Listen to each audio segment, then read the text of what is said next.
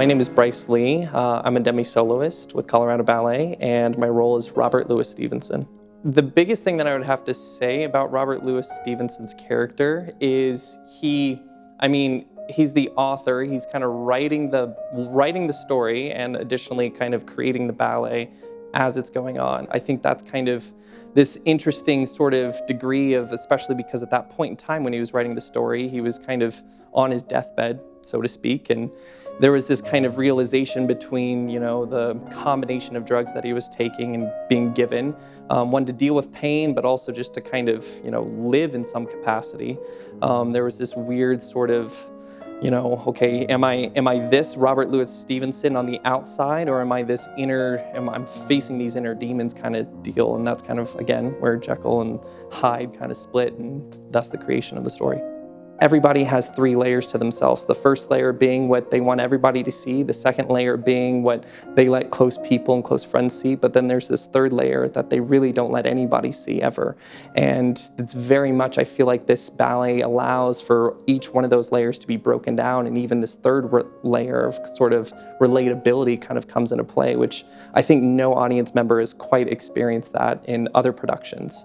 It's, other ballets are not as maybe relatable because not everyone's a prince and not everyone's a princess, or not everyone's a swan, and so on and so forth. But this one, I think, because of how humanly it can be, there's a lot of relationship that individuals can create with it, even if they maybe don't want to.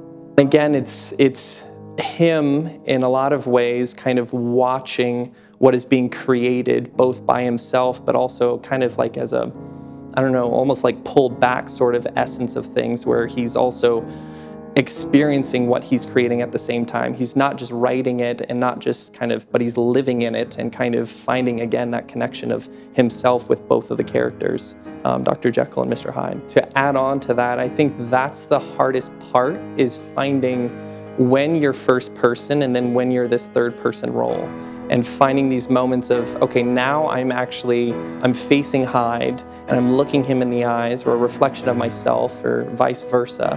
And also moments when I'm looking at Dr. Jekyll in the same sort of capacity. But then there's this other counterpart where I'm literally observing what I'm thinking about, what I'm writing about as it's going on. Again, it's really it's hard to find myself, obviously in any other kind of principal male role, you're just present, you're that character, you're that first person. You are not finding these moments where you're first and then third and then back to first and then, okay, where am I at now? This ability to challenge myself as an artist in a lot of ways, and finding the fact that I have to, one, write this story, be in this story, but also kind of share relationship to these 2 counterparts that share no, similar capacities, but also do in the same respect.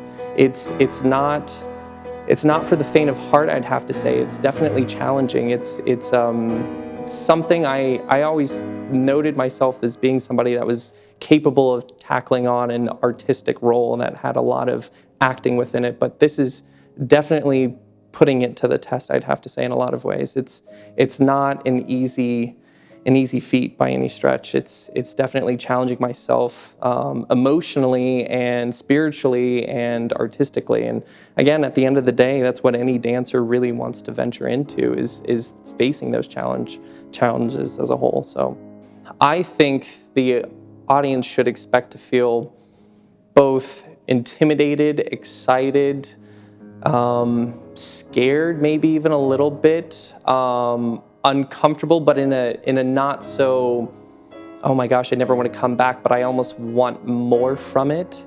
I think any audience member coming to watch this production is gonna be shocked. I mean, they're gonna be on the edge of their seat, and they're going to be expecting to, or hope to, buy tickets for the next show if they hadn't already.